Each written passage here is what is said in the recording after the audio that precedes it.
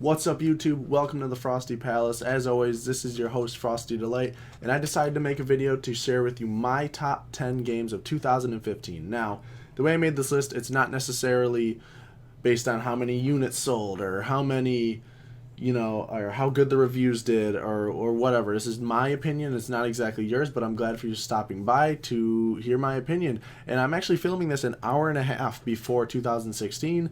Here, I got my orange drink of choice. It's just some orange juice and champagne. And let's kick this thing off right. Number 10. At number 10, we have Evolve.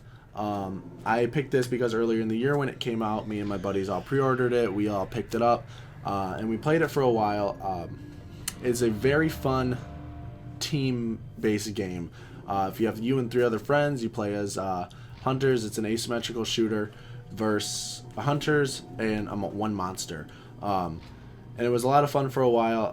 I'm not gonna talk about the business model, as it is really atrocious as how much DLC there is to buy on the Evolve store, given it's a lot of cosmetical stuff, and the season pass does offer you hunters and monsters, which I personally like.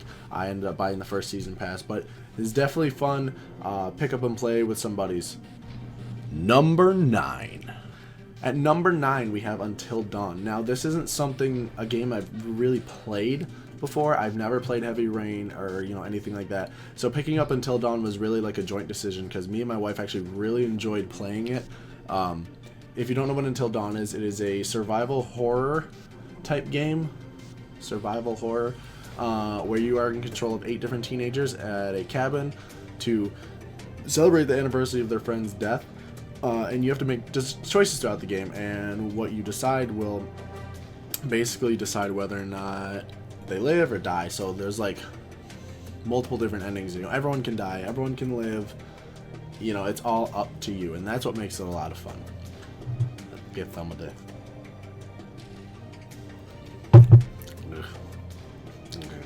Number 8. Number 8, we have Mad Max. Now, this was a huge hit out of nowhere for me. At the same time, I picked up Metal Gear Solid 5, and you will see that Metal Gear Solid 5 did not make this list for a couple of reasons, but Mad Max had me coming back to play it even over Metal Gear Solid 5. Just the open world car combat. Now, it had a lot of stuff to do, which kind of veered away from the main story, whether you had to, clear certain areas that belong to people. But the car customization was there, the car combat was there, and it was really fun throwing harpoons at people. Plus, it had one of the coolest characters ever in a video game. That was Chum, who basically helped you throughout the whole game. Lucky number 7. Number 7, we have Batman: The Arkham Knight. Now, this was a game that was pushed back a couple times, I believe, it was a lot of fun to play through as a Batman game. Now, just as a game in general, I think they focused way too much on the Batmobile. It still offered great combat, a pretty good story. I really loved that the Joker was basically your conscience throughout the whole game. I really liked hearing Mark Hamill's voice through that. But yeah, that's really what stood out for me. Now, for a Batman fan, this is a huge fan service game for you. Given all the enemies that are in it. Plus, the season pass you would have had to buy to get, Killer Croc and Ra's al Ghul and all those other things. But, again, that's up to you. Number 6. At number 6, we are going to go over to Nintendo and talk about Splatoon. Splatoon takes the shooter genre and just twists it into this weird kid squid ink shooter where you have to cover the level in ink while trying to pop other players with your ink, and it's a lot of fun 4-on-4. It really this is I believe it's the only shooter to make my list, only if you don't want to count one of the ones near the top as a shooter. But yeah, it's a lot of fun. 4v4, the constant updates. Nintendo really knows how to handle DLC, and I appreciate that a lot. Number 5. Number 5.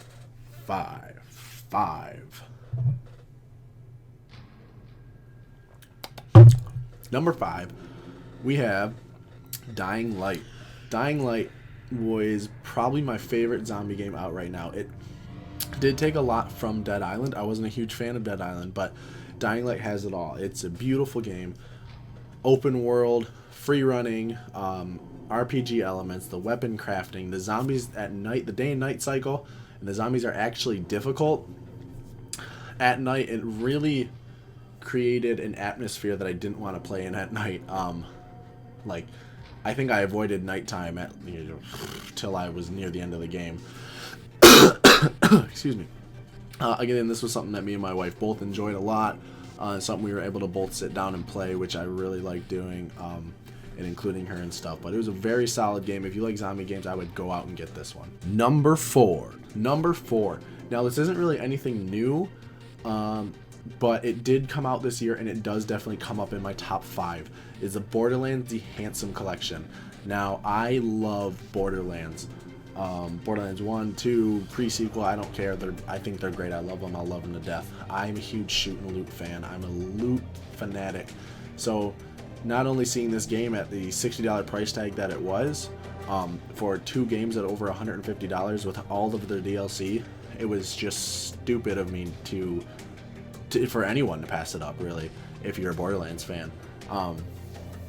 It remastered graphics, and it offers you all the DLC, and really there's not much else to say that if you played Borderlands 2, then, or even pre-sequel, I would pick this up.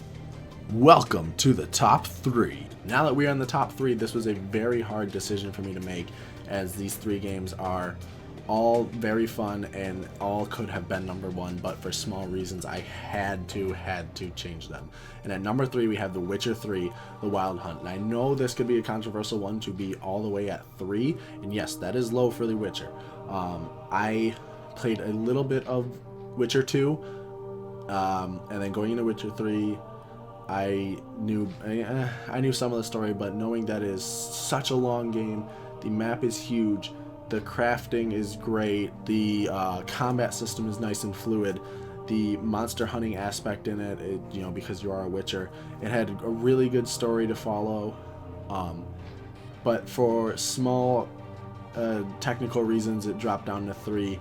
I had problems with certain frames dropping, and other technical problems that they had to patch out a couple of times.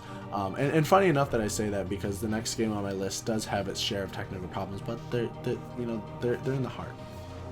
Number 2, Fallout 4. This game has been on my top anticipated list for the whole year, and when it released, I lost so much sleep on it.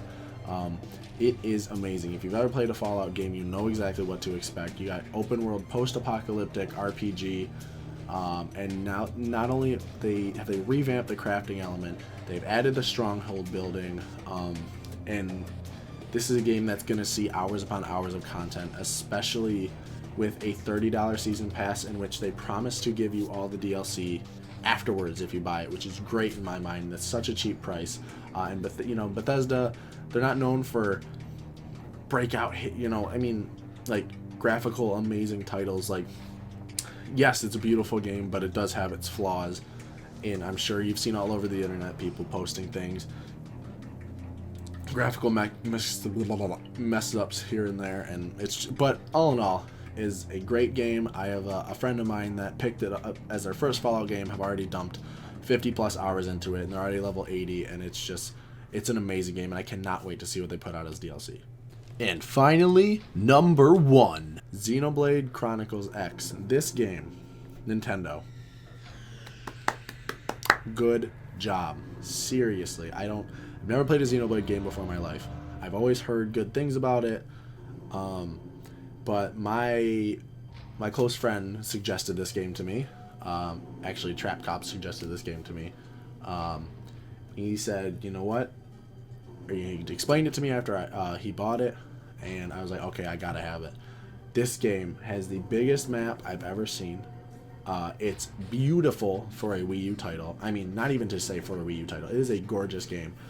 It is so in-depth with its class system, its customization, the quests, the Skell, the giant mech that you get in it. I've only dumped maybe 15 hours into the game so far, but I foresee so many more hours put into this game when I get the chance. And it's something that I'll always go back to, and I'll have a lot of fun. And it's something that if you have a Wii U and you like RPGs, I think that is something that you need to check out as well. Alright, that's it for my top 10 of 2015. If you agreed or disagreed, go ahead and talk it out in the comments below. Make sure that if you enjoyed this video and want to see more either top 10s or lists, or I'm going to start doing a vlogging series soon. We could talk about, whatever, gaming related. Go ahead and hit that subscribe button so you can see more from me. Hit that like button, comment it so we can talk in the comment section. And thank you for stopping by tonight. As always, everyone's welcome in the Frosty Palace, and we'll see you on the next one.